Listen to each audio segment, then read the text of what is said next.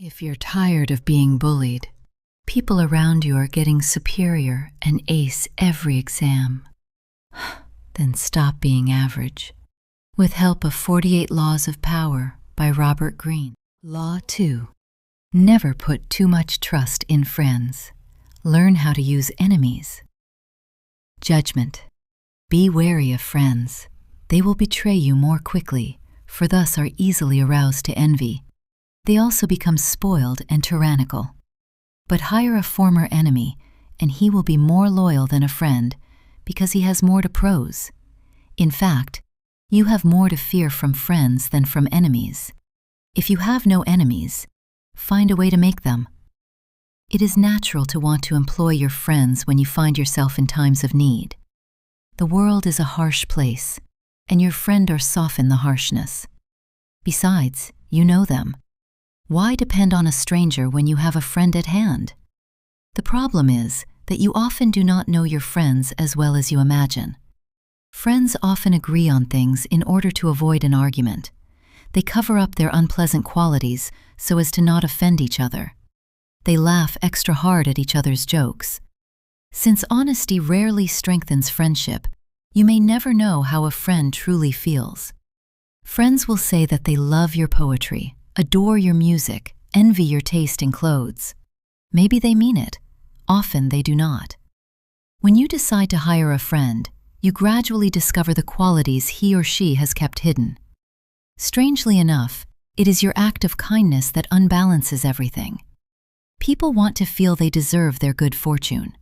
The receipt of a favor can become oppressive. It means you have been chosen because you are a friend, not necessarily because you are deserving.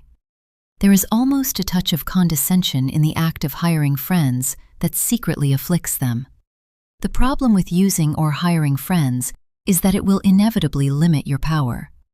The friend is rarely the one who is most able to help you, and in the end, skill and competence are far more important than friendly feelings. All working situations require a kind of distance between people. You are trying to work, not make friends. Friendliness, real or false, only obscures that fact. The key to power, then, is the ability to judge who is best able to further your interests in all situations. Your enemies, on the other hand, are an untapped gold mine that you must learn to exploit. When Talleyrand, Napoleon's foreign minister, decided in 1807 that his boss was leading France to ruin and the time had come to turn against him, he understood the dangers of conspiring against the emperor. He needed a partner, a confederate. What friend could he trust in such a project? He chose Fouché, head of the secret police, his most hated enemy, a man who had even tried to have him assassinated. He knew that their former hatred would create an opportunity for an emotional reconciliation. He knew that Fouché would expect nothing from him, and in fact would work to prove that he was worthy of Talleyrand's choice. A person who has something to prove will move mountains for you. Finally, he knew that his relationship with Fouché would be based on mutual self-interest and would not be contaminated by personal feeling. The selection proved perfect. Although the conspirators did not succeed in toppling Napoleon, the union of such powerful but unlikely partners generated much interest in the cause. Opposition to the emperor slowly began to spread. And from then on, Talleyrand and Fouché had a fruitful working relationship.